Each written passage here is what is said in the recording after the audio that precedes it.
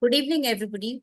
From the Tamil Heritage Trust, a very warm welcome to all of you who've joined us today for the February 2025 edition of THT's monthly talk series. Most of us have heard of and even read about the ancient Indian education system, also known as the Guru Shishya Parampara, where the student essentially lived under the same roof as his teacher or the Guru in an ashram or Gurukul and learnt through the oral transmission of knowledge and practical experience. This was a rather holistic approach to education where there was a lot of emphasis on the spiritual, philosophical, moral, and other development of the student, along with his intellectual honing and physical well-being. The specific disciplines that were taught to the student were often tailored based on his social class or varna. But integral to this education system was the presence of values like morality, honesty, discipline, respect to nature, etc. The idea here was that a student not only learns the necessary skills to be able to earn a livelihood, but develops his overall persona so that he is able to find his rightful place in society as a responsible individual who contributes to it in a holistic manner. Nowadays, our modern education system is being often subjected to very harsh criticisms. In this context, it is inevitable that we wonder what would be the relevance of ancient Indian education systems under this background. In today's talk, titled Ancient Indian Education Systems, an exploration in the backdrop of modern concepts, Professor B.N. Jagatap, formerly of BARC and IIT Bombay, will be doing just that, studying the ancient education system in the backdrop of the modern concepts. However, he'll not only be concentrating on the overall structural aspects of our Guru Shishya Parampara, but stressing more on its pedagogical aspects. A very warm welcome to you, sir. Thank you. Before we move on to the main program, I'd like to give you a brief introduction about Tamil Heritage Trust, which is our organization. Tamil Heritage Trust or Tamil Paramparya Arakattalai is a non-profit organization started almost 14 years back by a group of like-minded people with the explicit objective of understanding, disseminating, appreciating, and celebrating information related to India's history and heritage, not just for the academically inclined and scholarly minded, but the enthusiastic public as well. Towards this end, THT has undertaken various initiatives and conducts various programs throughout the year where anybody can register and participate. Chief amongst these are talks and seminars. Our primary programs are the monthly heritage talks. And as I already mentioned, we are in the midst of the February 2025 edition. We are extremely proud to say that this program has been conducted virtually uninterrupted for almost 14 years now. We merely shifted the platform from in-person talks to online through and post-corona. Another program that we conduct, which is an annual online event, is called the Ontology Festival, conducted in the month of June. Across 6 days, we have 12 scholars and subject experts gathering on a conference platform and discussing a particular topic from various aspects. Our Ontology Festival of 2024 was called Harappan Civilization, a Century of Discovery, to commemorate century of the announcement of the discovery of the Harappan civilization by Sir John Marshall to the world at large. A third program that we conduct is called the Pechu Kacheri or the Oratory Concert, which is an annual in-person event conducted in December to collaborate and coincide with the Margari Isai Kacheris of Chennai. Barely 2 months back, our Pechu Kacheri was conducted for 2024 and called Tholliyal Kapiyam, which covered the archaeological expeditions in Tamil Nadu. Across 2 days and 9 talks and 2 conversations, we had 11 to 12 subject experts talk about various aspects of these expeditions some from the academic point of view, and others from the practical experience of working on these expeditions. From THT, we also conduct many workshops on and off where anybody can join and participate. We have one-day workshops called How to See a Museum, How to See a Temple, etc., which are conducted in 2 sessions. In the forenoon session, we have a series of lectures. In the afternoon, the participants are taken practically to a site where we elucidate upon what was discussed earlier. We also have classroom sessions on and off on a variety of topics like the Grantham script, ancient Indian astronomy, ancient Indian mathematics, etc. Another initiative of ours is called the Alamar Avai, where the target audience are the school teachers of Tamil Nadu. Over a series of weekend lectures, various aspects of Indian history and heritage are discussed, the idea being that these teachers take it back to their students, thus further spreading awareness. Docent training is another initiative of ours, and we are extremely happy to say that 30 students will be graduating in a couple of weeks, completing the version 2 of this training. This is a training meant to prepare docents to present historical sites and heritage monuments in a professional manner to the enthusiastic audience. Site seminar is another activity which we undertake every year, which is largely meant for our own self-enhancement and self-education. We once again zero in on a particular site anywhere in India, and our volunteers study various aspects of the site in depth for several months, and we have several in-house seminars. Then, armed with all this knowledge, we visit these sites and experience it in its totality. We also try to come back and document what we have experienced. Barely a week ago, we completed the 2025 site seminar to areas and temples in and around the cities of Gwalior and Jhansi, and our site seminar was called Gopakshetram. From the Tamil Heritage Trust, we have also instituted 2 awards. The first one is called the THT Professor S. Swaminathan Heritage Award and is given for individual contributions in the fields of Indian history and heritage. The 2024 recipient was architect Madhu Voteri from Hyderabad. The second award that we give is called the V. Venkaiah Epigraphy Award, given for individual contributions in the field of Indian epigraphy. Named after V. Venkaiah, who was the first official Indian epigraphist, this award has been instituted by Miss Sunita Madhavan, his great-granddaughter. THT has been entrusted with the responsibility of administering this award, and senior epigraphist V. Vedachalam, a retired member of the Department of Archaeology, Tamil Nadu, was our 2024 recipient.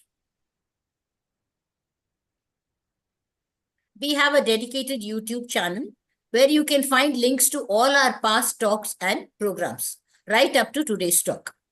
Kindly subscribe to the channel and click on the bell icon to receive notifications of future events. These are our social media handles, and this is our mailing address. You can mail us here to join our mailing list, or if you want to join with us and contribute in any manner in a voluntary capacity. As I already mentioned, we are a non-profit organization and we do not have any dedicated financial backing. So any kind of contributions are welcome. You may use the barcode and the address given here to contribute generously. That in a nutshell was about THT. Now moving on to today's talk. As I already mentioned, ancient Indian education system is often described in terms of Gurukul system, which was in practice right until the advent of the English education system in India.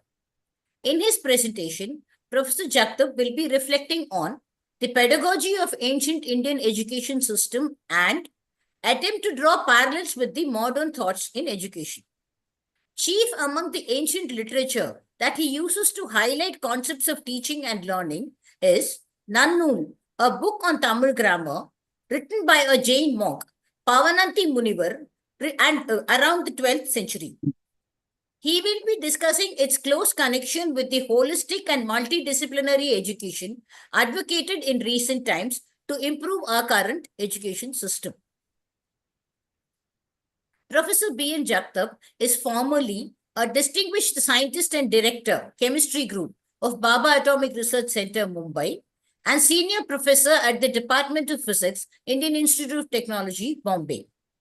Currently, he is the director of Uniphos Environtronics Private Limited, UPL Group, a UPL group of company, and co-founding director of Srujan Educational Consultancy. Professor Jagatap is the chairman of the governing council of the S.N. Bose National Center for Basic Sciences, Kolkata, and worked as the chairman of the Research Council of the National Institute of Science, Communication and Policy Research, New Delhi. Professor Jagatap is also the chairman of the steering committee of Swastik, the national initiative on communicating scientifically validated traditional Indian knowledge to society.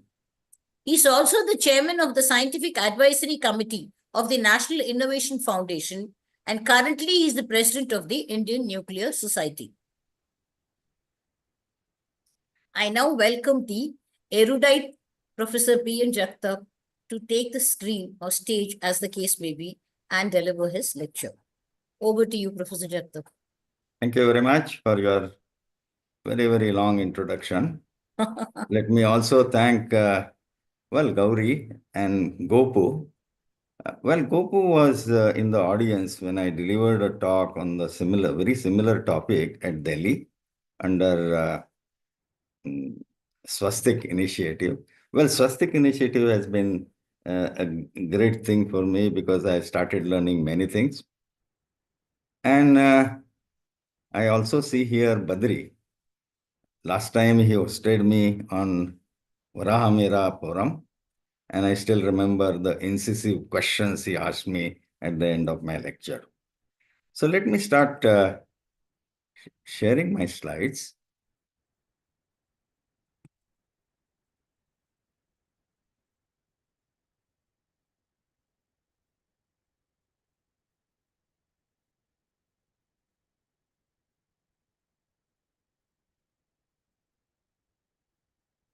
Well, friends, it's wonderful to have you here on the day of budget.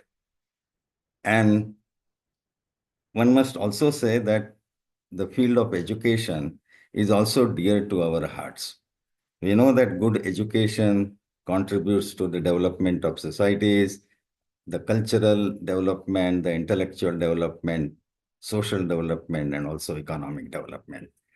And therefore, we Indians are always interested in education and giving the best of the education to our children. As Gauri said, we always keep wondering that in ancient times, the India was a country which was very prosperous and all that. And I will say that it was because of her education. And therefore, we must know what was the thing, how those teachers taught their students. So that's the main issue that I'm going to touch. That's basically the pedagogy. How to transfer knowledge from teacher to the student, what were their practices. Now, after NEP 2020, we have also started thinking in terms of the holistic and multidisciplinary education. This time we have borrowed it from the West. And therefore, it is prudent to see what were the parallels that the teachers in those earlier days adopted, and what are the things that we are going to see after the implementation of education policy. Now, let me prepare the background of this before I come to the question of the ancient Indian education system. Education has been a subject of discussion for centuries, and I'll bring to you some important statements which were made by the thought leaders over the last 2000 years.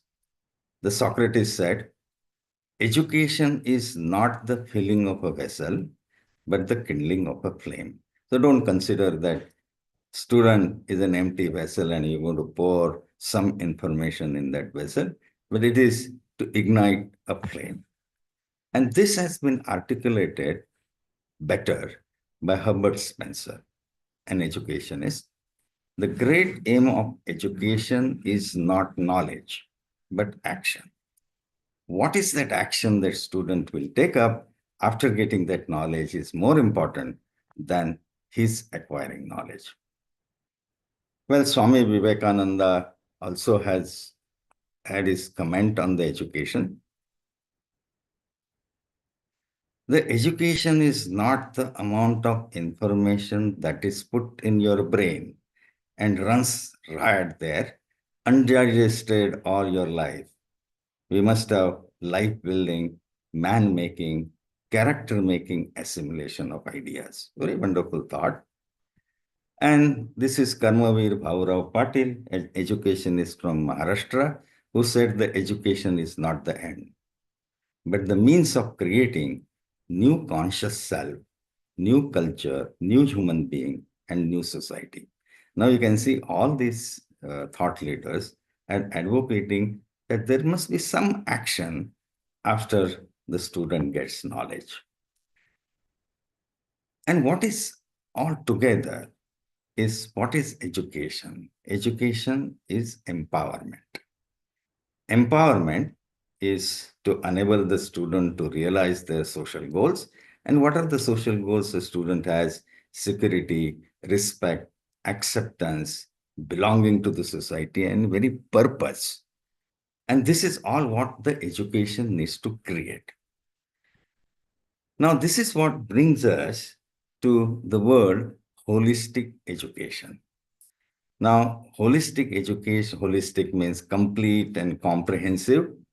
And this movement in West began somewhere in 1960s. And the credit goes to all these people, which I have pointed out here. Incidentally, if you see it totality, the ancient education system also happens to be a holistic system. And therefore, when we are trying to implement various ideas of holistic and multidisciplinary education, we should look at very carefully the ancient Indian education system. And if you can adopt some of those things, which have got definitely parallels in the modern thoughts. Now, what is holistic education? Let me put it in few words. The holistic education is educating the whole person beyond core academics. And that is what Gauri was referring to. And you can see here that what we usually do is only the academic development. It's a one-dimensional development. Whereas the holistic education looks for academic, emotional, physical, social, cognitive, and ethical development. And that's a multidimensional development, and which is the thing that we are now talking about. And now, from the experiences since 1960s, primarily from abroad, we have certain characteristics of holistic education. Some of them I have written here. It nurtures the development of whole person. It is a comprehensive approach to teaching where educator seeks to address needs of the students in one integrated learning format. It seeks to incorporate real-life experiences with learning. It emphasizes learning with the community around. It teaches students to reflect on their actions and how these actions impact the global and local community. It enables learners to critically examine and evaluate own values and views. So the critical thinking is part of the holistic education, which has been talked about in the new education policy umpteen times. It engages students in projects that apply critical thinking skills towards solving real world problems. And it prepares students for the future. So this is what this all is integrated in the holistic education. And today, we say that the holistic education has 4 pillars. Learning to learn. If the student needs to learn throughout his life, we need to teach him how to learn. So that is learning to learn. The learning to do. Whatever this is, this goes by the statement of Herbert Spencer that what is that action that the student is going to do after learning? He has to do something, and that is learning to do. In today's language, we call it as experiential learning or anything, but student needs to learn how to do things with the knowledge that he has acquired. Learning to connect. The student needs to connect with the society, and in today's context, we say the student needs to connect with the industry, need to connect with the society, and all that. And this learning to connect also includes one important thing which we usually ignore, that whatever 3, 4, 5 subjects he has learned, can he connect them? So can he connect them in one integrated format? So the knowledge is not discrete, but this can be connected. And finally, learning to be. The student needs to understand his own strengths, his own weaknesses, and that is part of the holistic education. And once the student learns to be, then he can chalk out whatever career profile he wants to pursue. So this is what the important things we have in the holistic education. Now, how do we teach this holistic education? I'll have just one more slide. What are the education models which are used today in holistic education? Well, experiential learning, hands-on educational experiences. I'll give you just one example here. In the physics classes, the teacher starts writing the Maxwell's 4 equations. And once the students see that equations, they sleep, and next day they don't attend the classes. What is the better way? There are many experiments are done on this. The one experiment is very interesting. You send the students to the laboratory, let them change the current and see what is its effect on magnetic field, change the magnetic field. They can do that, experience it for 1 month.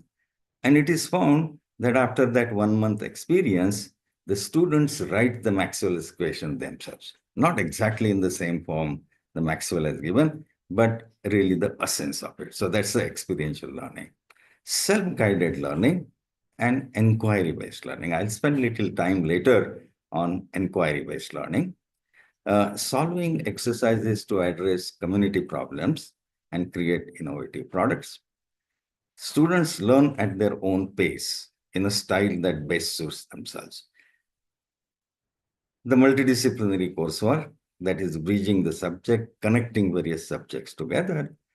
And the coursework may include independent research, fieldwork, internship, and the strong student-teacher relationship to develop strong conceptual understanding, communication, motivation, and self-confidence. And finally, there is a holistic assessment. It is not the pen and paper examination, but there is a different kind of assessment that you do. So these are the education models which are used. So that is the background on which I'm going to speak. Now let me come to the ancient Indian education system, Gurukula system. And today we know something little bit about it. And what we know, I'm going to write it here. The students had to leave their homes by 8 years of age and reside with Guru.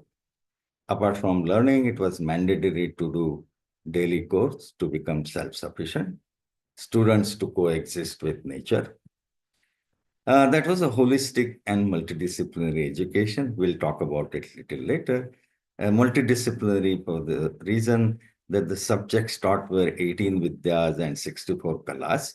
The 64 Kalas are the practical skills, and therefore the education consisted of developing skills among the students, and the other subjects were languages, Vedas, which are part of the 18 Vidyas, astronomy, mathematics, yoga, law, Ayurveda, political science, martial arts, technical arts come from 64 Kalas, etc., etc.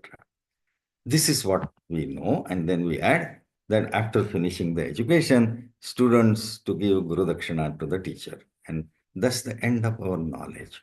And then we jump and say that, look, we had ancient universities, Takshashila, Nalanda, Vikramashila, Vallapi, Nagarjuna, Jagadalla, Kantharor, and so on and so forth.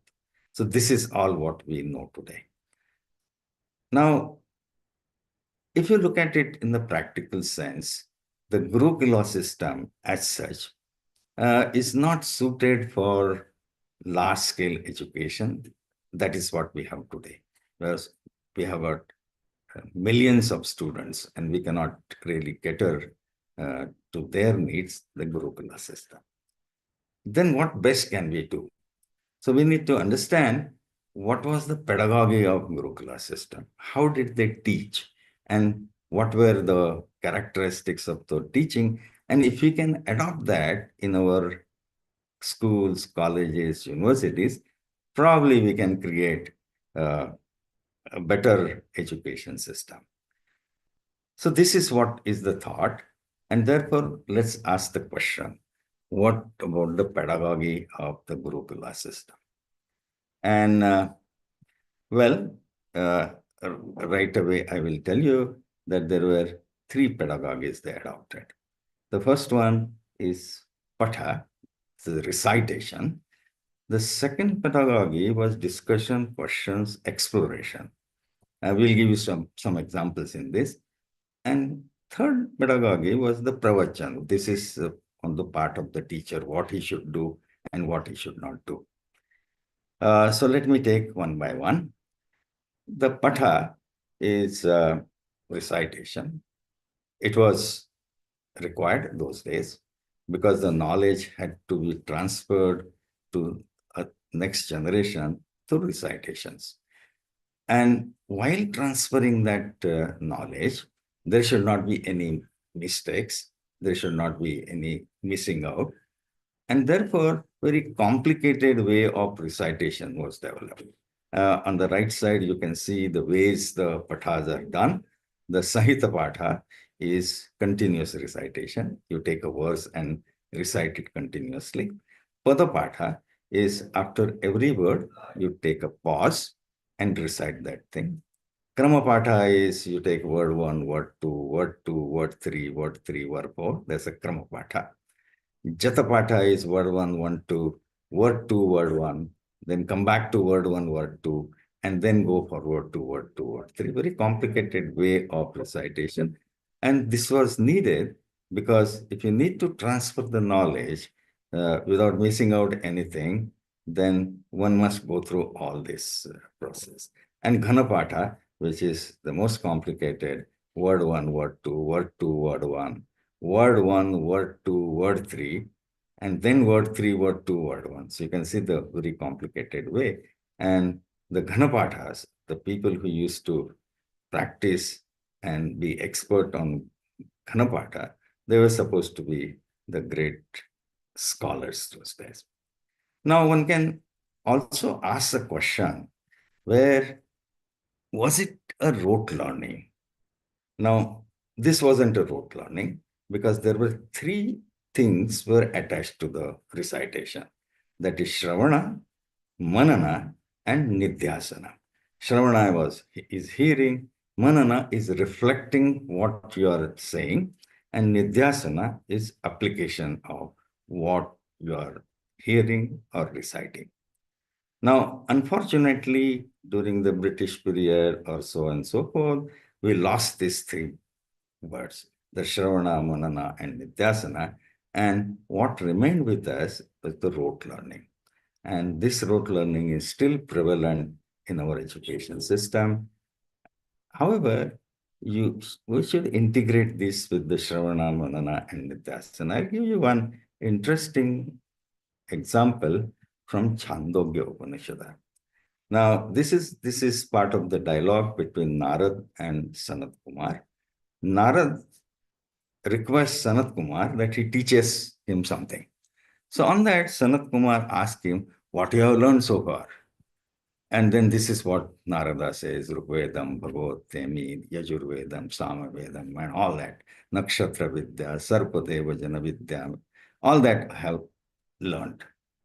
On that, Sanat Kumar asks, that next set of dialogues are very interesting. He says, These are all names. You have not told me what you have learned. You have given me some names. It is like a student today, if you ask what you have learned, he says physics, chemistry, maths, biology. But these are all names. He has not told you what he has learned. And next, Sanat Kumar says, speech is superior to name. Can you recite something from what you have learned? The mind is superior to speech.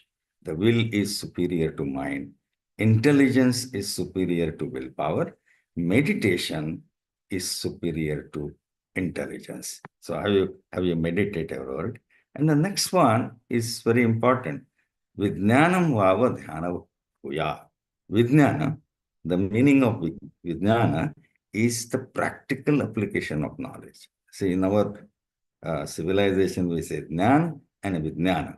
The Vijnana is the one where you have the practical application of Jnana.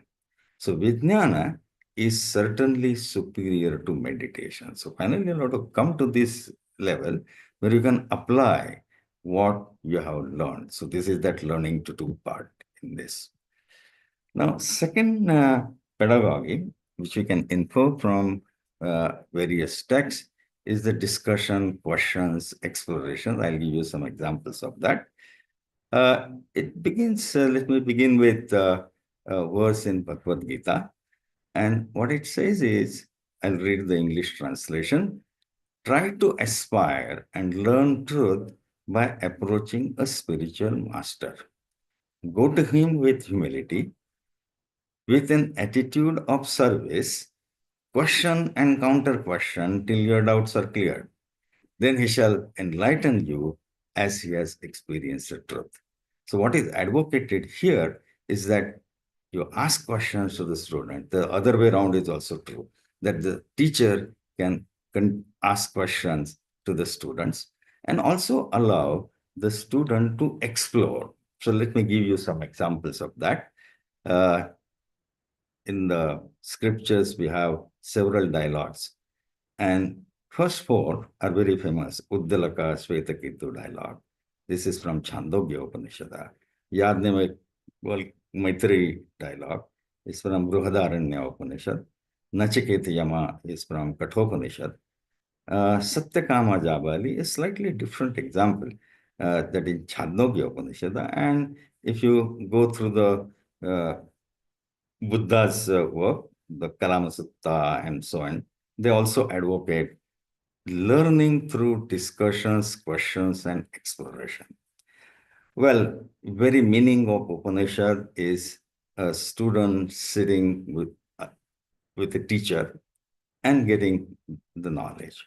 And that knowledge was transferred through discussions, questions, and at times through the allowing the student to explore.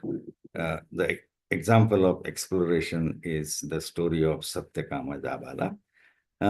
Jabala joins his guru, and guru tells him after a day's or 2 days stay in the Gurukula, guru gives him 400 weak cows and says, you go to jungle, and when these cows multiply to 1,000, you come back to the Gurukula. So Satyakama Jabala goes in the jungle. He talks to animals, talks to everything. And when the cows multiply to 1,000, he comes back. And when the Guru asks him questions, Guru realizes that he has understood what is Brahma, and so on and so forth. So the Satyakama Jabala was allowed to explore. And then Guru knows that some polish he needs to give whatever knowledge he has acquired, and that is how it is done. The Uddalaka Shvetaketu, the Chandogya Upanishad, a very interesting story. I'll just take it up and see how through the questions and answers a concept is built. That is through the discussion. So this is the story. I have taken here only part of it. Svetaketu is son of Uddalaka. Now, Uddalaka says, bring me a fruit from banana tree. Svetaketu says, here is one, father. Break it open. Svetaketu says, it is broken. What do you see here? Svetaketu says, this tiny seeds. Now break open one of them. Shwetakosi says, it is broken. Udraka says, what do you see there? Shwetakosi says, nothing. And then comes the principle that what Uddalaka wants to teach Shwetaketu, my son, you know there is subtle essence which you do not perceive. But through that essence, the truly immense banyan tree exists. Everything that exists has itself in that subtle essence. This is truth. It is self, and you, Shwetaketu, that are that. That is where that Mahavakya comes, Tattvam Asi. So to build that knowledge, there is a dialogue there.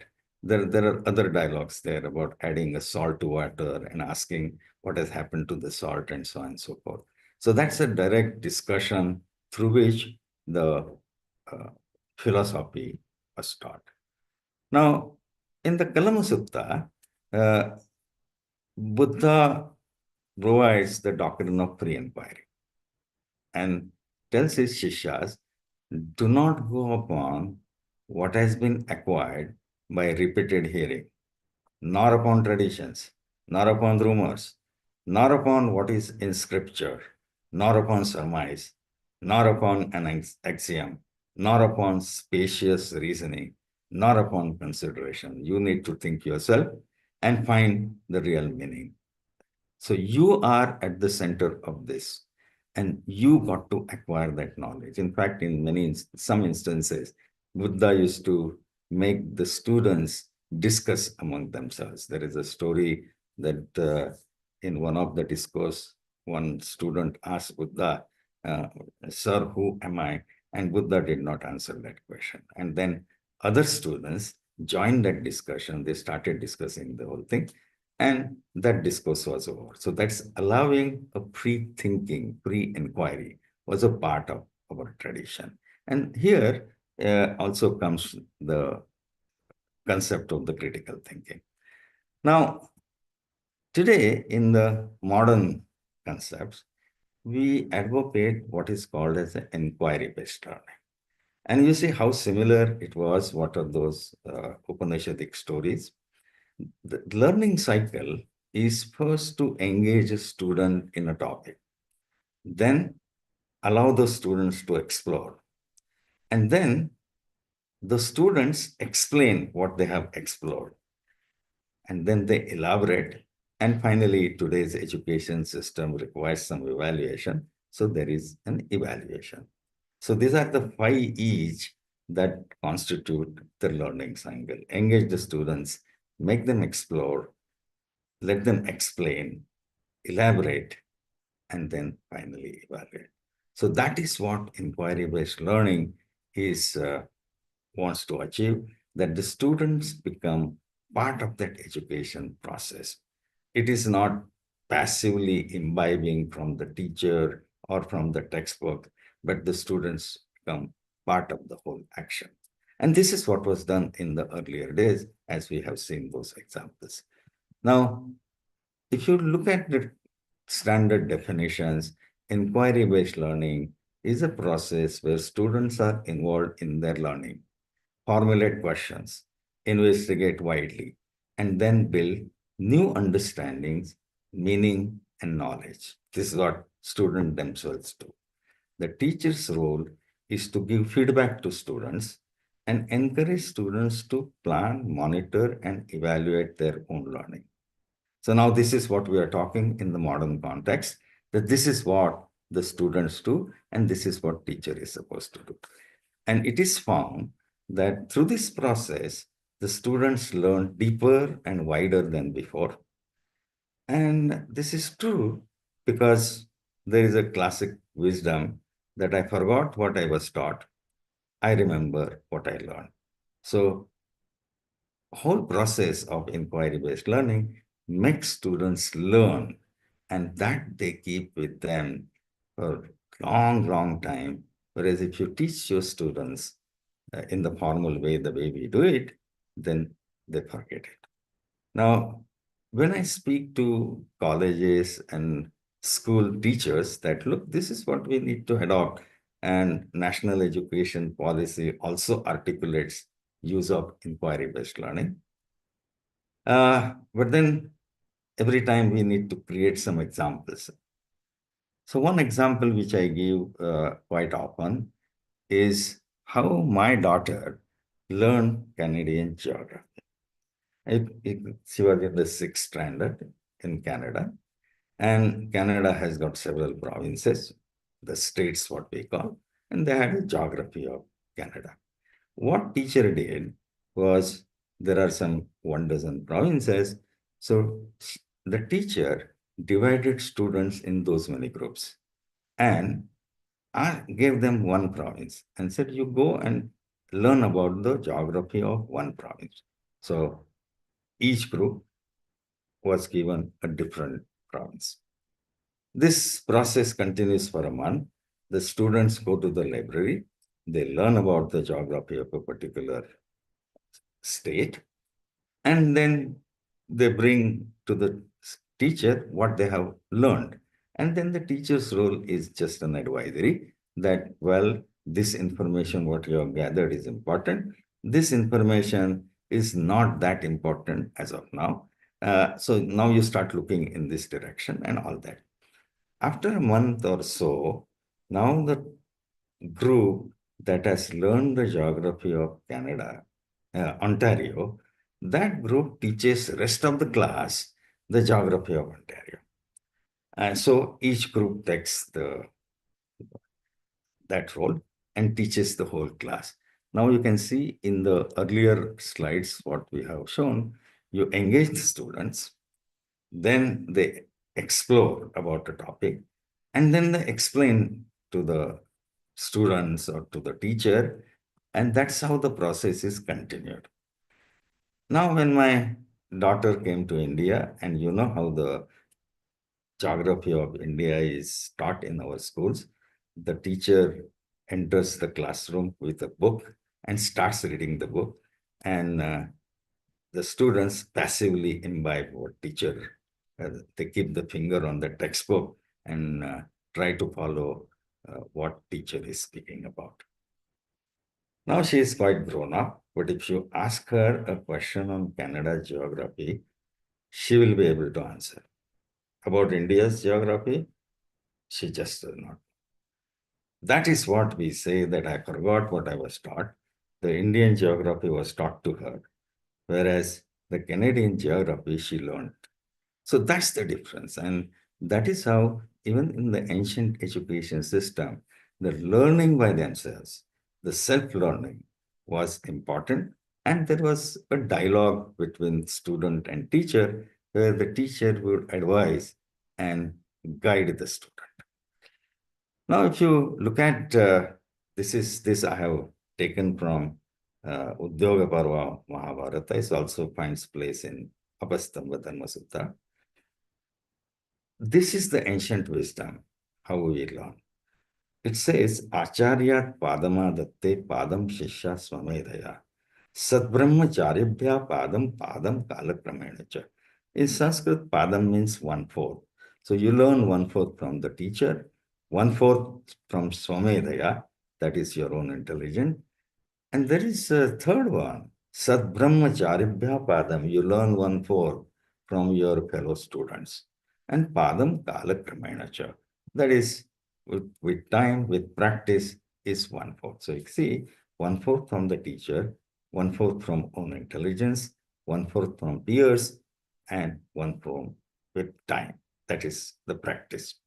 Now you see, the learning from the fellow students has a place here. In fact, in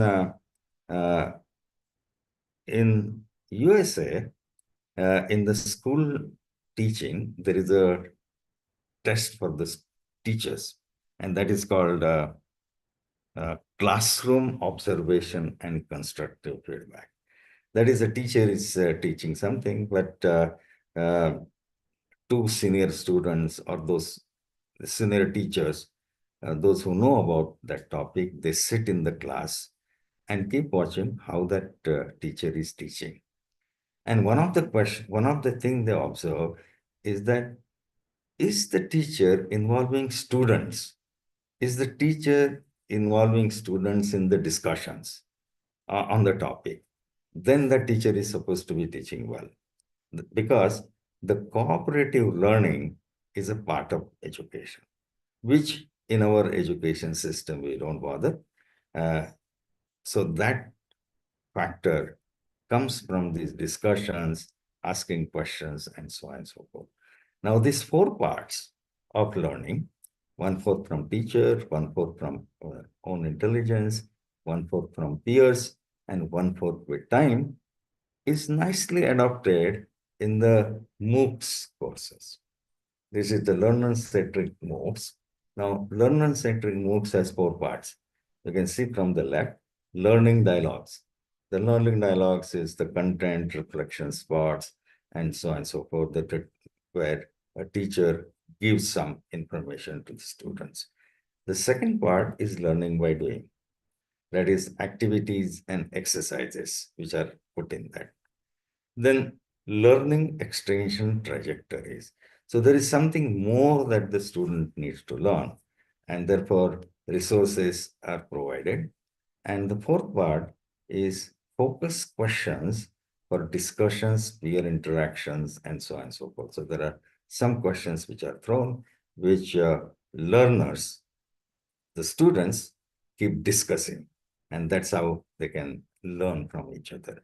And this is exactly what we know now is one-fourth from teacher, one-fourth from peers, one-fourth from practice. And this is important, one-fourth from own intelligence. Now, it is also teacher's responsibility that the student grows in his experiences. And for that, these resources and assimilation quizzes are given.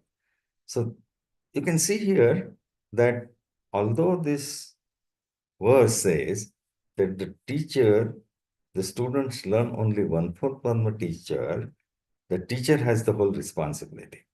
The teacher has to provide those practices. Teacher has to provide those resources which can enhance the knowledge of student.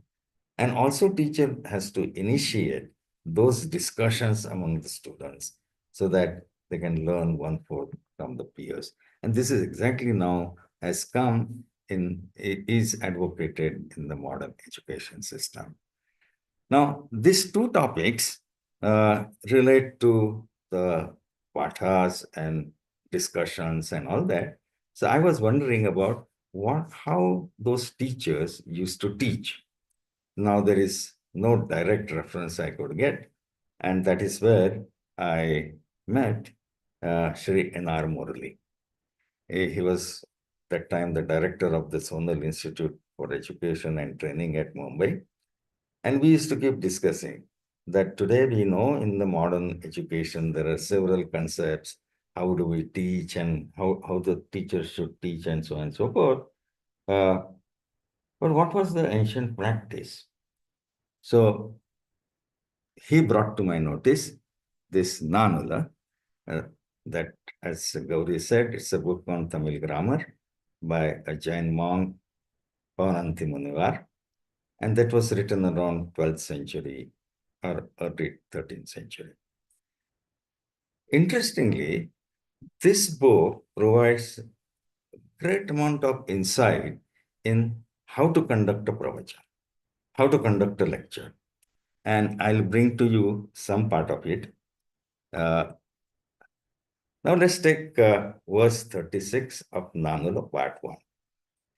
On speaking about the discipline of teaching, what Nannul says, carefully look at the time and place.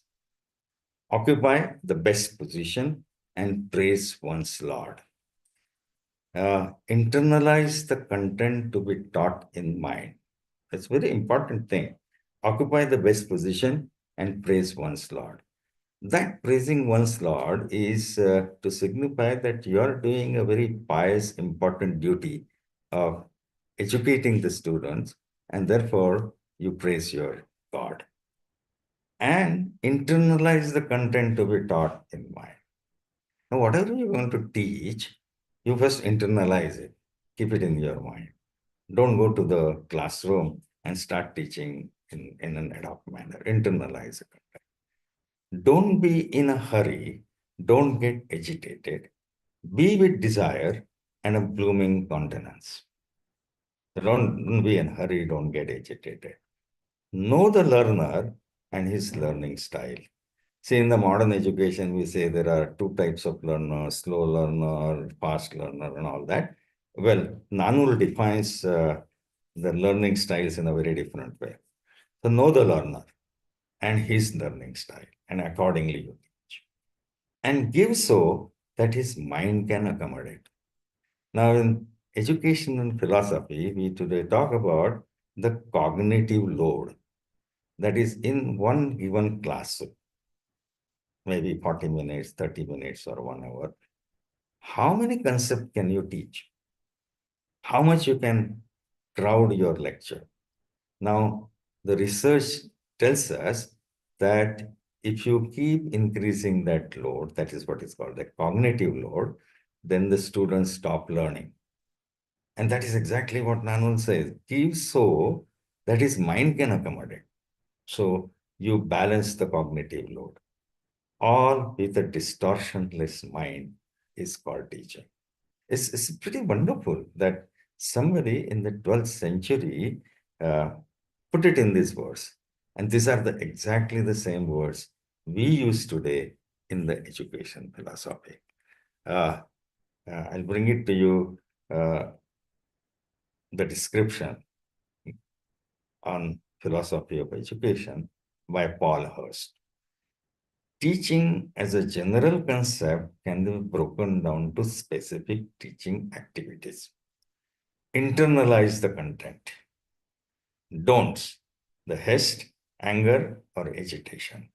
Do's, desirous, passionate, blooming countenance. This is exactly the language that Nannul uses. So now, what is the meaning of know the learner and his learning style?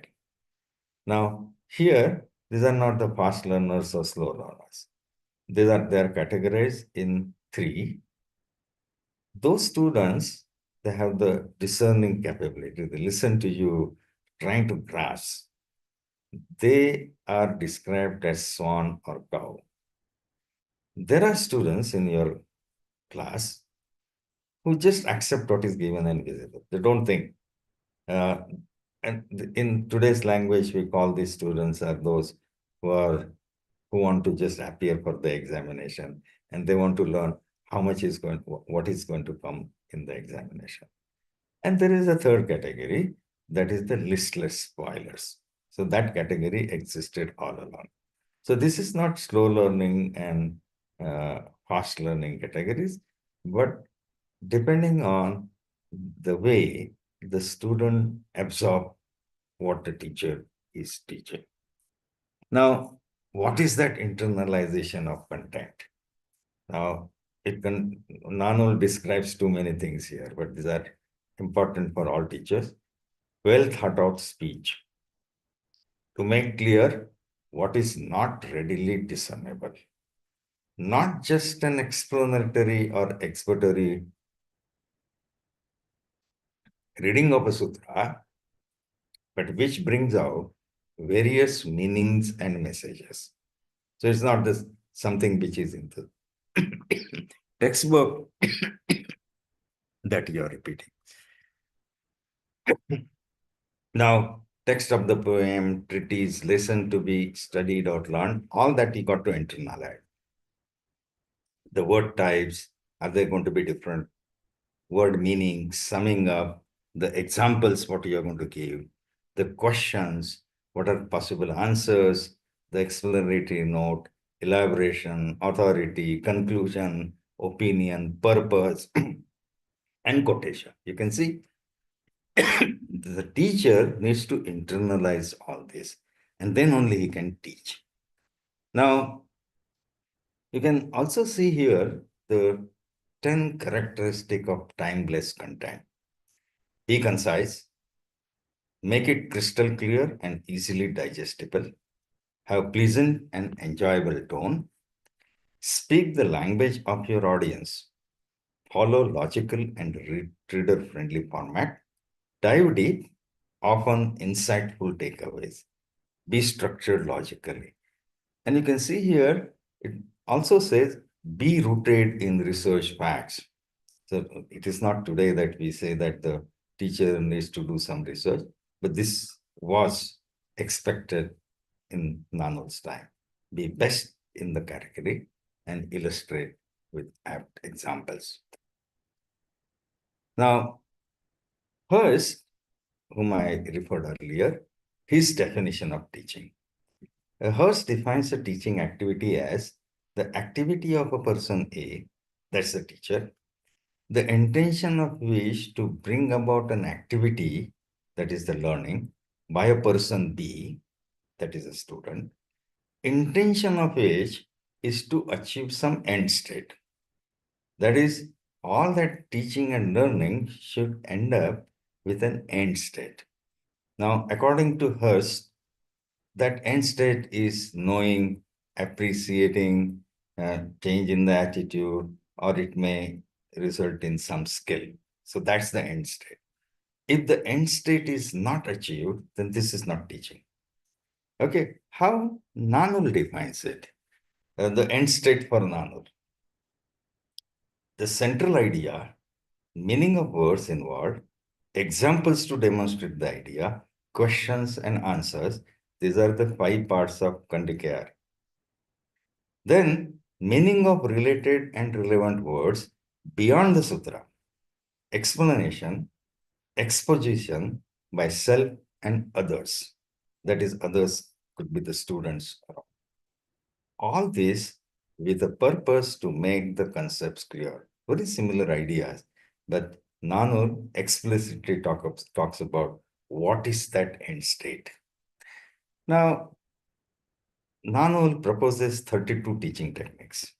Now, I have brought to you some information about 4 teaching techniques, and those teaching techniques are called flow of water, lion's sight, leap of a frog, or eagle's sight. Now, the style which is called as flow of water implies putting forward the subject matter in a continuous flow for learners to grasp without distraction. Now, as I said earlier, in teaching, there is a load. This is called cognitive load. Now, this cognitive load is of 2 types. One is intrinsic cognitive load and extrinsic cognitive load. Intrinsic cognitive load means that there is a subject which has to be learned and there will be a load associated with that. But there is always an extrinsic load. Extrinsic load is caused by the teacher, and that also adds to the cognitive load. Like if the teacher is not clear about the concept that he or she is teaching, then she's going to create those I mean, and all that is going to cause distortion. So what Nannul says, the teaching should be like a flow of water. That is, you put forward the subject matter in a continuous flow. That is important. Another teaching technique is line sight. And this is also relates to knowing the learner. See, when a lion is eyeing for his prey, he's not disturbed by any movement around. And he concentrates fully on the prey. At the same time, he adjusts his steps based on the prey. He does not have the same strategy for one animal or same strategy for another animal. So he changes his strategies. And that is exactly what Nannul says here, that if you adopt the teaching styles according to the mental and physical aptitude of the learner, so that you achieve the objective of the lesson, then that is called the lion's sight. Leap of a frog is very close to flow of water. The frog, when it leaps without vigorous movements. It does it very casually and gracefully. So same should be true for teaching. An eagle aims sharply and catches his prey without much difficulty. So teachers should not labor around while teaching. In one attempt, the teacher should put across the point. That is what we see in the Uddalaka Svetakitu dialogue. There is a discussion, there are questions, and at the end, Uddalaka puts forward the idea Tattvam Asi without confusing the student. Now, Nannul also describes the types of teachers. Now, he says, immethodical teacher is like a jar of marbles because marbles in a pot lie in confusion. So this is a teacher who does not know the teaching techniques, is confused about it. The inaccessible teacher is like a rough palm tree because its fruit is inaccessible unless it drops itself. The half instructed teacher, and this simile I like, is like a cotton holder which receives little by little with difficulty and dispenses little by little with greater difficulty. So this is what is an half instructed teacher, and the teacher who neglects his students to attend to others is like a coconut tree that leans over to drop its fruit in a stranger's ground. Now, in the modern education, we also have categorization of teachers. This is called the Glickman categorization of teachers. Glickman categorization of teachers is based on the cognitive level of the teacher. But this particular description is more appropriate to see who is a good teacher. And finally, some more things from Nannul. Teacher should be like the mountain, the weighing rod, and the flower. And the description is the mountain impresses us by its great size, is visible from a great distance, sustains life even during a drought. Thus, the good teacher is marked by a wide range of his studies. His fame spreads far and wide, and he gives freely of the abundance of his knowledge, even if there is no money in his profession. As the weighing rod weighs accurately and impartially, so too does the good teacher the merits and defects of his pupils.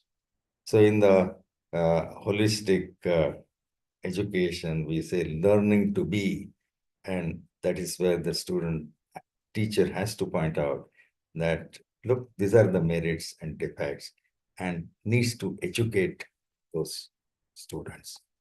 And finally, the good teacher is like a flower, is sought after on all happy occasions. He carries with him a fine bloom that endears him to all and presents a joyful countenance. Now, this was about the formal education system in India. But interestingly, India also had an informal layer of education system. And that comes from many stories from Panchatantra, Hitopadesha, or Jatakatas. We know this, that Panchatantra was a famous one, written around 300 BCE, and it has traveled all the places in the world. It is the most translated Indian work over 50 languages. And these stories contain the worldly wisdom, which could not be taught probably those days in the formal education. Let's look at this story, the Panchatantra story of four Brahmins and a dead lion. There are four Brahmins, they're going through a jungle. Three of them are very wise, a very learned fellow, and the one is stupid one. So in the jungle, they saw a dead lion, and those three wise Brahmins thought that they can revive this. They have enough knowledge. On that stupid Brahmin said that don't do that. If the lion comes alive, he'll pounce on you, he'll kill you. But these people did not listen. So you can see in that picture that stupid Brahmin climbing on a tree. And this lion was revived. And as that stupid Brahmin said, that lion killed those three Brahmins. Now, what is the moral of the story? That, see, this is said in a subtle way that you may have knowledge, but when to use that knowledge and how to use that knowledge, that is important. Whether you should use that knowledge or not use that knowledge is also part of the learning process, which could not be taught in the formal education system. So you have the informal education system where these things are included. Now, this kind of a teaching process, let me conclude here. The teaching learning has many parallels with the modern thoughts on education. The education was student-centric, inquiry-based, and also had the cooperative learning built in it. It involved nurturing development of whole person. That's a holistic learning. And it incorporated all aspects of holistic education. That is learning to learn, learning to do, learning to connect, and learning to be. And importantly, teacher had a unique position in this particular system. And these teachers, they created all those universities which we talk about. We should know this, that schools, colleges, universities, they're not defined by the building. They're not defined by the facilities they have. What is the important thing in education system is learning. Just like you say that economy, what is the measure of economy? Measure of economy is money. And if there is no money, it's a bad economy. If there is more money, it's a good economy. Same way, education, if there is no learning, then it is no education. If there is learning, then there is education. And this is what we need to understand today. With this, I'll end this. Thank you very much.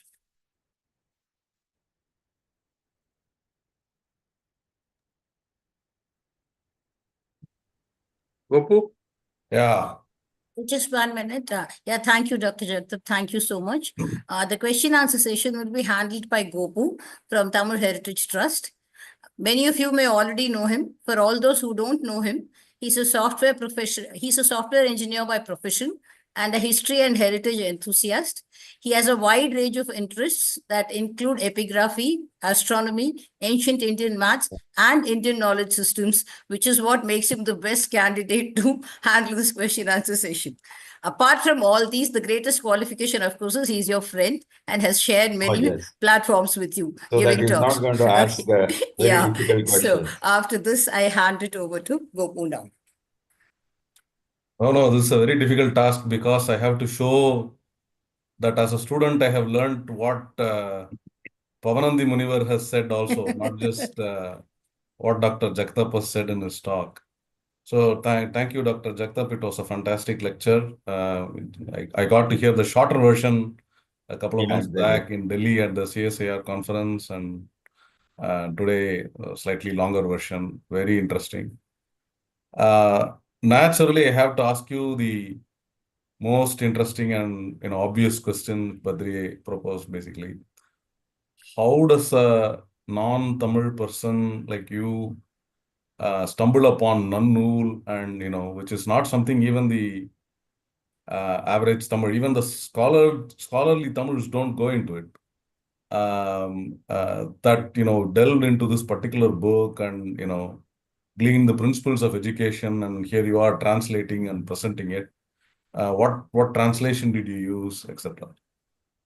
Oh yeah, as I said that I was trying to understand what was the teaching methodology in ancient times. There is very little writing about it, and my friend N.R. Murali, I used to discuss with him a lot. So one day he pointed out that, look, Nannul provides description of a teacher, what teacher should be, how he should be, and the ideas on education. And he was the person who translated those verses, Tamil verses for me. Who's this Murali? What is he doing, if I may ask? See, he was a director at Mumbai, that is Kendriya Vidyalaya Sangathan. And then he was transferred to Delhi. He became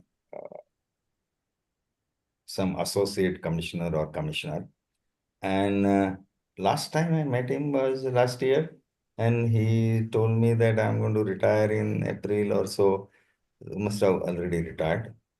So I'll give you his contact. I've been after him that he should write about Nannul's idea about education, teaching in English, a book, and that would be of great help to us. Second important thing is with Swastik program, I started reading more and more about ancient knowledge, ancient Indian knowledge. There is one thing that I struck, that when we talk about the ancient Indian knowledge, we primarily talk about the knowledge which has been written in Sanskrit. There is enough knowledge in Pali. Now, some translations are available. In fact, on economics, there is some of the Buddha's teachings. Very fascinating, different way of looking at economics. Also in languages, Tamil is an ancient language. So all that knowledge that exists in Tamil also should be brought into the Indian knowledge system. See, when I was reading about the ancient Indian ship making and our seafaring activities, lots of references come from the Tamil literature, the Sangama literature. And they were translated by one person in 1930, 1940. Now we need to bring it forth that, see, there are descriptions like cholas, when the foreign ships used to come to the Tamil shore, how they used to stamp the goods and how they used to conduct that business there. There's a great amount of writing that exists in Sangama literature. So that is what we also need to bring. There are some references which I have collected over the years. Interestingly, there is a book, basically it's a part of a book that is the speeches and writings of Dr. Bhabha Ambedkar, which is available on the internet. There is an article written by him on the ancient Indian trade and commerce. And there he refers to many of these developments. And he also writes there that, look, the commerce between Romans and Tamil Nadu, that also led to the exchange of words. So there are some words in Greek language, which are basically Tamil words, and vice versa. So that also shows that there was a great trade relationship between this. So some of these things should be brought out in general in the Indian knowledge system. This is what I think. Right. Okay. I'll pass on some audience questions now. Lakshmi Subramaniam asks, Namaste, with the current classroom model, where 40, 50 different children from different learning capabilities are seated together and with limited resources available, how to implement this model? And that's a good question. And this question I have faced from many teachers. My take on this question is as follows. The first one is that we want to teach many things to the students, and that's why we find that the time is less for us. Is it required? I mean, see, these are the questions that teachers also should ask. Fundamentally, if I can teach my students to do critical thinking, I don't need to teach everything to them. They can decipher from whatever information they have got. Just to give you an example, during COVID, CBSE dropped the chapter on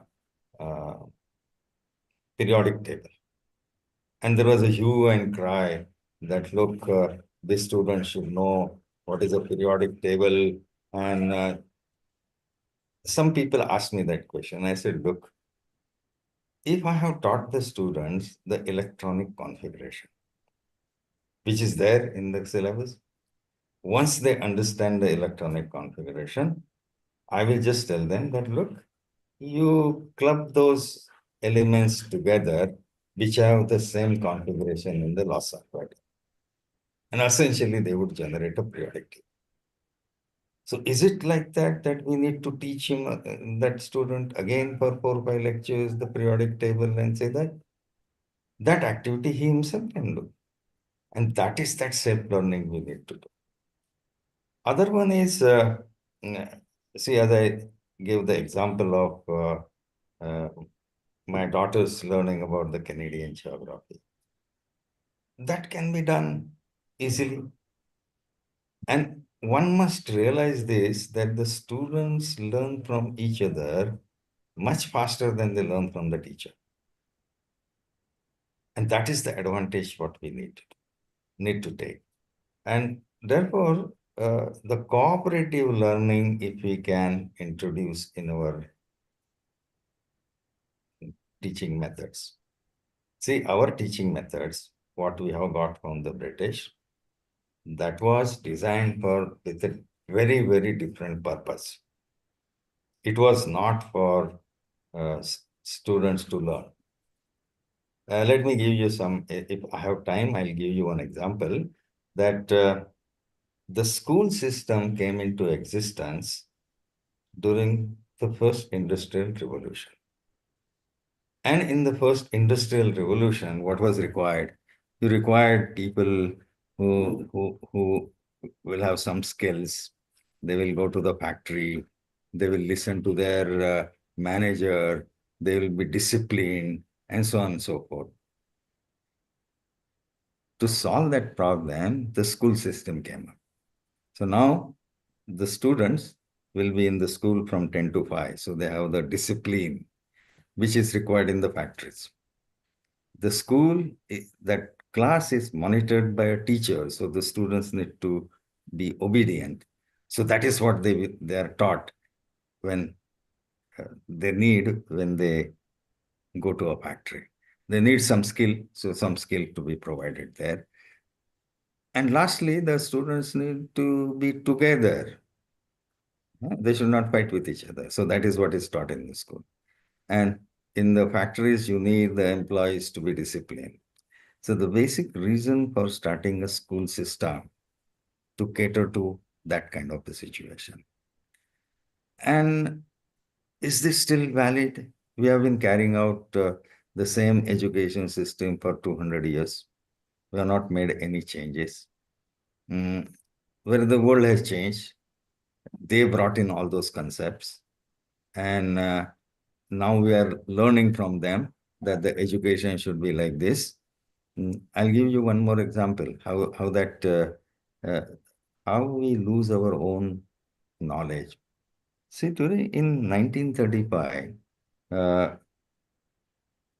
people were expecting that India will get education, will get freedom very soon. So there was a discussion on what sort of education the free India should have.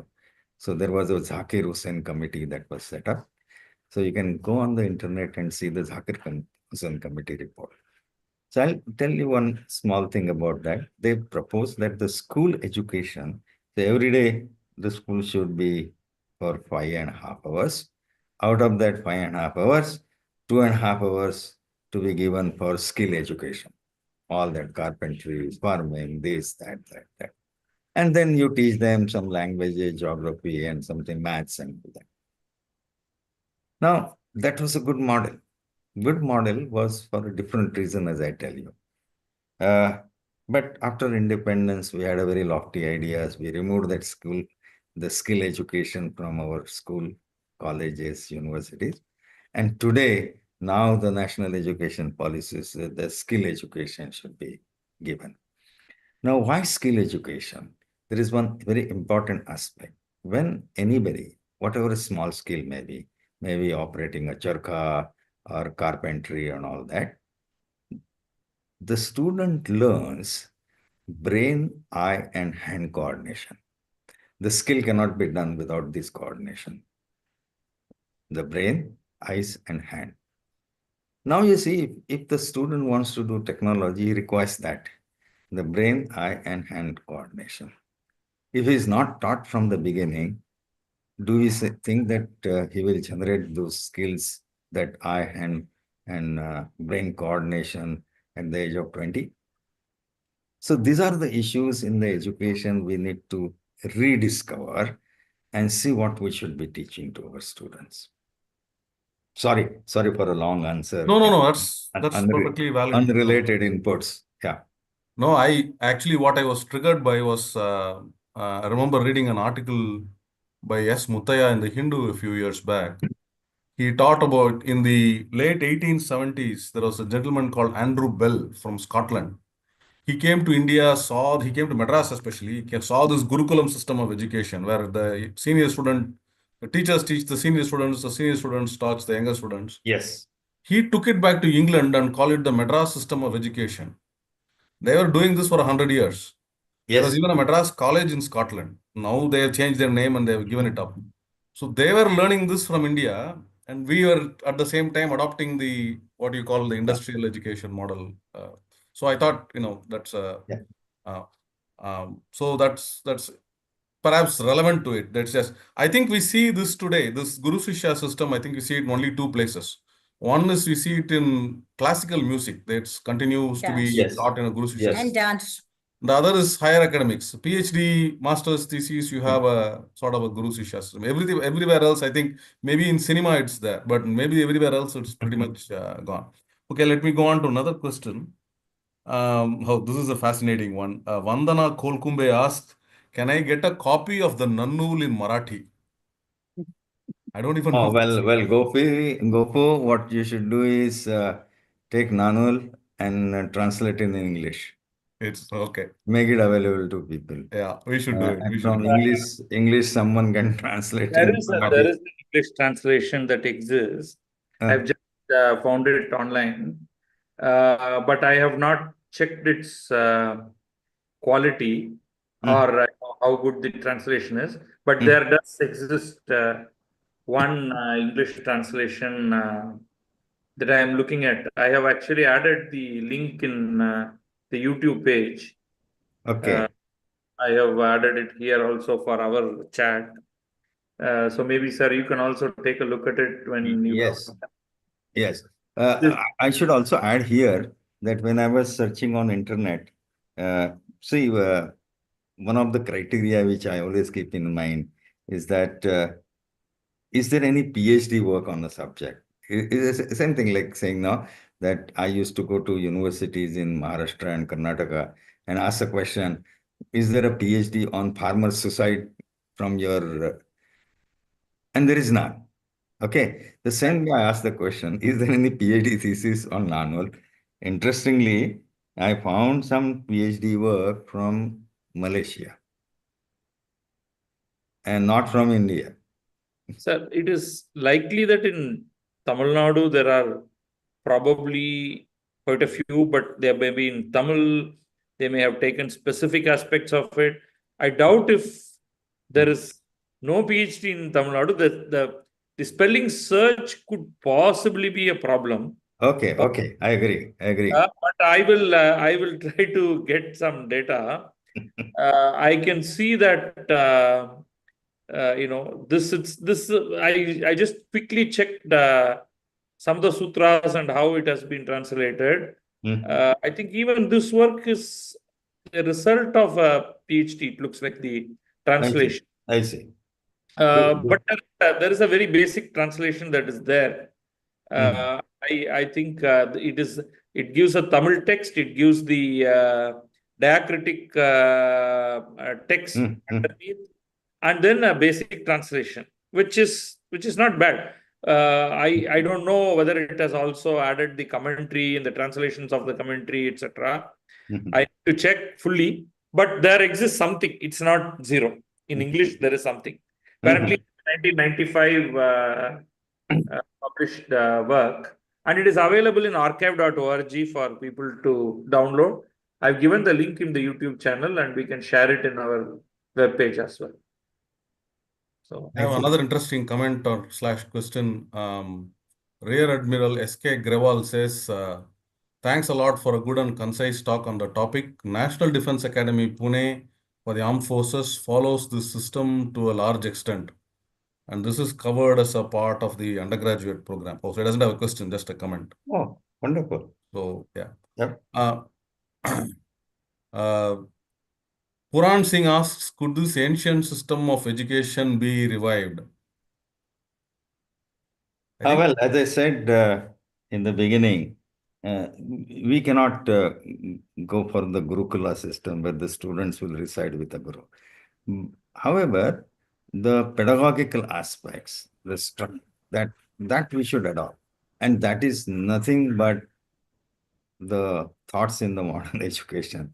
The NEP 2020 asks teachers to adopt inquiry-based learning, develop critical thinking among the students, cooperative learning, and also the learning to connect, that your activities should be connected with the society. We should solve social problem, some social thing, and all that. So following the system, the ancient system, is essentially saying that, look, all those modern ideas which we taught in education, they existed in our ancient system. We need to adopt them with the spirit. Sir, in fact, we have gone from an oral tradition to a completely different tradition. Yes. But it is surprising that the core ideas are equally applicable even in the modified form of education. Of course, I mean, if the ideas are good, then there will be a convergence. Whether the modern ideas or ancient ideas, there is going to be convergence. So we need to also see the how this to be adopted in the Indian conditions. And that is a challenge, the spirit with which we can adopt these things. Sir, you mentioned Swastik and Swastik initiative in inspiring you to. Can you talk a minute about that? What is this Swastik? I know about it, but just for the audience. Oh, you know about it, so you can speak about it. Oh, this is an initiative to communicate Indian knowledge to public. And this was initiated by the Prime Minister Narendra Modi, and according to his directions, this program came into existence at National Institute for Science, Communication and Policy Research. So far we have, see, the important thing here is that we do understand that the attention span of modern generation, the new generation, is 1 minute or 2 minutes maximum. And therefore, under Swastik, we create those podcasts, those informations, and they will take just about a minute or two to read, so that the new generation is aware what was there in ancient Indian knowledge system. And the detailed articles then follow at some time or the other. This has been received very well by the country. So we have got so many millions of followers on Facebook, also on My Government. And we are continuing with it. There are many, many interesting stories which we wanted to bring. We're still working on that. See, there are a few things like we don't recognize. There is recently, just a few months ago, I was reading about the cloth which was found in pyramids, that is 5,000-year-old. That was from India. And so you see, see those days, see the Egyptians never invented this weaving and thing. So the cloth, the textiles used to be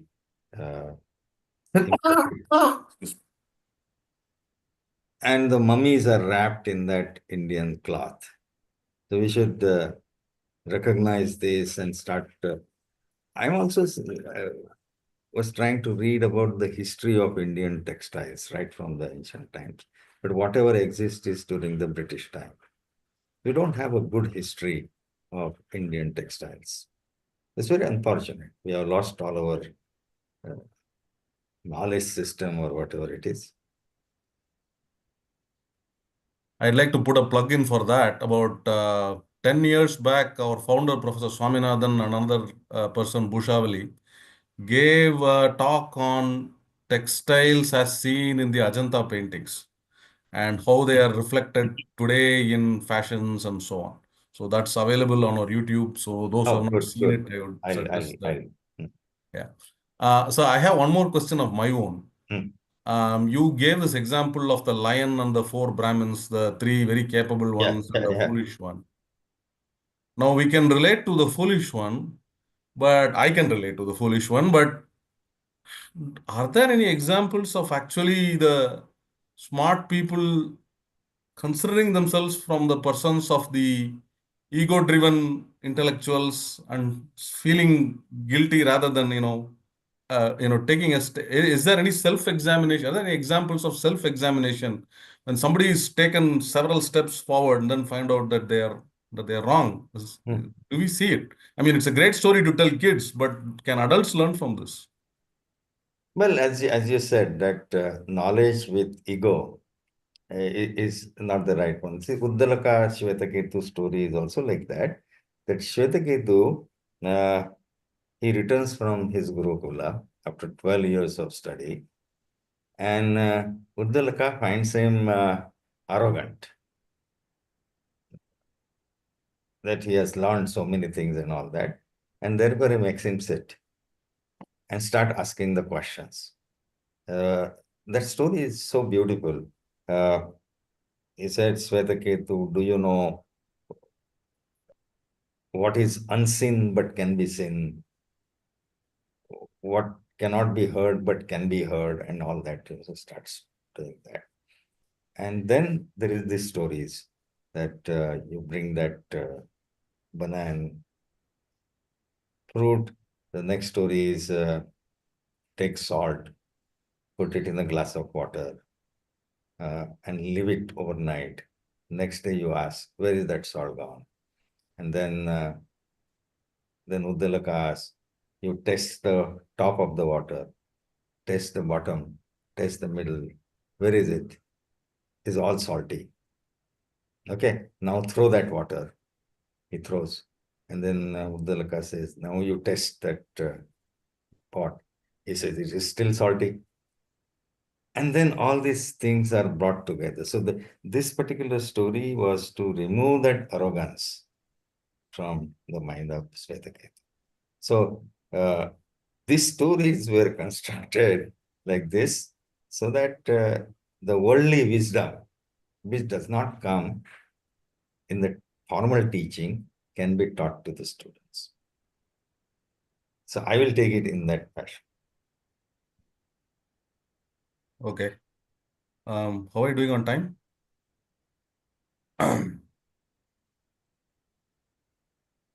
Any 7, maybe Okay. questions. There is one question that I have sent you. And Go ahead. You can No, ask it, Badri. Go ahead. yeah. So there is a question from B.S. Binsi. So is this ancient method similar to the so-called modern implicit method of teaching? Yeah, as we have seen, there are lots of parallels in this. By implicit teaching, you mean not actual teaching by the teacher, but the students learn things by themselves. By far, that is the best method of learning.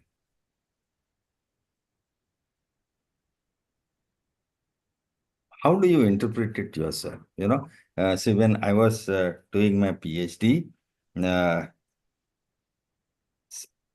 some of us were discussing about interpretation of the wave function. Okay, so we went to the guide and said, oh, there is one interpretation like this. There is another interpretation, and there is a third interpretation. Which interpretation is right? So that guy looked at us and said, what matters is your interpretation. What is your interpretation? See, that's the way the students have to develop themselves. Not imbibing what is given, but what do you interpret? Actually, I have one more quick comment. The shloka from the Mahabharata you mentioned, Padam Shishyas Padam Sabramach. When I heard it, I loved it so much. I use it at the beginning of every course I teach. But it is not the students who like it. It's the other teachers who hear it who really love it. And my uncle heard this. He's a professor. He's like 80. He's 75. He's a professor at Texas, and he now uses it at the beginning of his lectures. So every time I give a talk to teachers, they love it. Students don't care so much about it. So I thought that was very fascinating. But it's a very profound observation, actually. Yes. So I have one question which I want to ask. So Nannul also talks about who cannot be a teacher or who is a bad teacher or, who. Now that list, it's very difficult today to even apply it at any level and say, hey, according to Nannul, we are trying to take good things from it, but let's say we also take this thing, you don't pass because Nannul says you can't be a teacher. out you go. Right? But the bigger challenge is that it also talks about who is not really a good student. Right? Yes. There we cannot say, therefore, that's it, boy, you are out because you don't belong here, right? So we have a challenge. Where yes. These descriptive texts can say these things in the time and place where they were to what it is today. I think, Badri, though, see the question of this bad student, I think it may apply to this classroom education. See, this Nannul is basically teaching literature. It's a literature education. It's a literary education thing. It's teaching Tamil. It's teaching. When he uses of teacher, it is generic. It's generic. His observations are generic. What is a book? It is not about. But I mean, I think there's a response here in Avayar's poem. So the Avayar's poem is Vankurvi Tankudu Vallarakku Tolkarayan Ten Silambi Yavarkum Elidellal. So what she's talking about that is, see, the weaver bird can make a weaver's nest, and a wasp can make a nest out of mud. And a honeybee can make a honeycomb, and they can make those like no human architect can make it, and they can't make it each other. I mean, a weaver bird cannot make a honeycomb, right? So the skills are very specialized among certain people. Somebody may be an outstanding musician, but a terrible, geography student. And somebody may be an outstanding chess player or he may be unfit to be a physics person. So it's somewhat up to the teacher, the parent, society itself to identify what you are particularly apt. So it's not just a skill, it's also aptitude. But fundamentally identifying skill may be important. So what you call a bad student may be bad in one context. And maybe it's just that you're not seeing his talent or have talent in some other field. You're right. But here, I know in the context of Pavananthi and Nannul, some are, you can sort of accept it. Where he says a drunkard, someone who is a thief. You have to put a question mark there. But it also says someone who is dull cannot be a good student. It is not saying, right? They are not students. Okay, in the sense that so I can understand the first two cases. I mean, there are more, but for want of anything, I'm just quickly picking this. So today, our understanding of what do you do with students with learning disabilities? What do we do with students who are, in double quotes, dull? He uses the word dull. Okay. I'm saying, a lot of sensitivity has come in today, where we now believe that education is absolutely essential, and therefore we cannot reject anybody on the basis of anything. You still put up, except if it's a criminal in the classroom, that is highly disruptive. Except in such cases where you will have to probably put them in a correctional home and, thief. What do you do, right? So these are all things that we've got to sort of look at. That's all. In my opinion, that book you have to consider it as a 12th century, 13th century text. And don't immediately reject it. I was just, making, little fun, right? The list on who shouldn't be a teacher is quite funny. Right? So I think it's an attempt at sort of gather many of these interesting ideas that were prevalent at that point in time. We know value as democracy, we value equality more than pure ability and filtering out. We think that the incompetent should be given as many opportunities as the competent. So if you tried filtering it out, then you will be accused about not treating people equally. So you have to choose between one of the two. Okay. So there is, I think, that's a dilemma. We have come to sort of close of this thing. Yeah, I know. Yeah. Alone, which I will probably leave. There's a question from Rajiv Deshpande where he says he wants to know, can the system be used as such for some online training, or do they need any modification? Well, you can use this, and well, Gopu, this is what you can take up. Take the verses from Nannul, the good ones, which are appropriate for today's education. Yeah. And then you can explain them and also add some examples.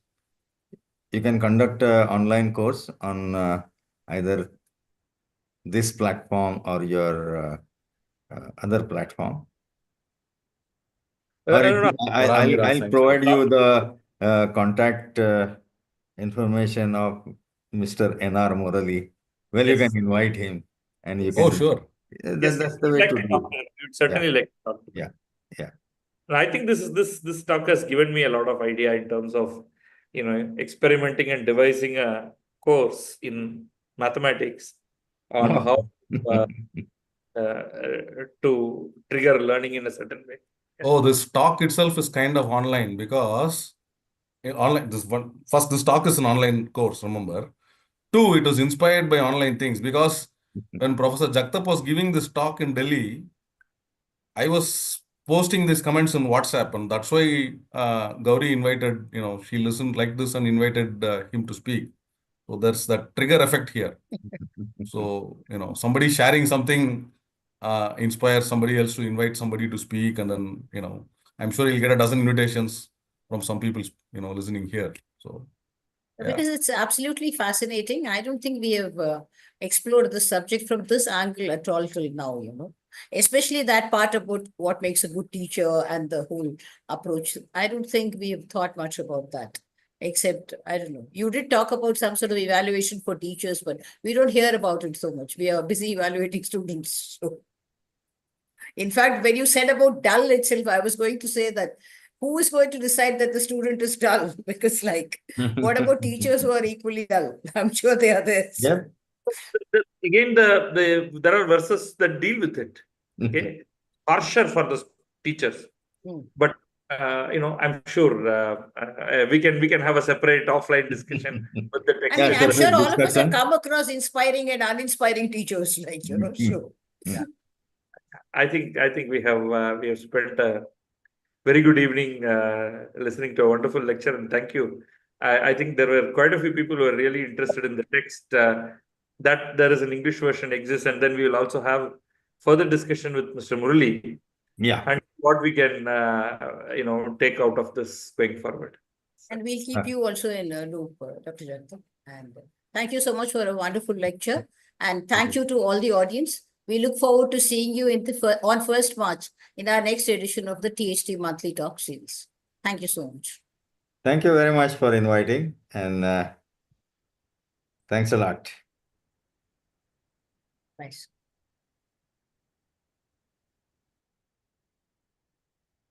Good. Okay. Shyam, you can stop.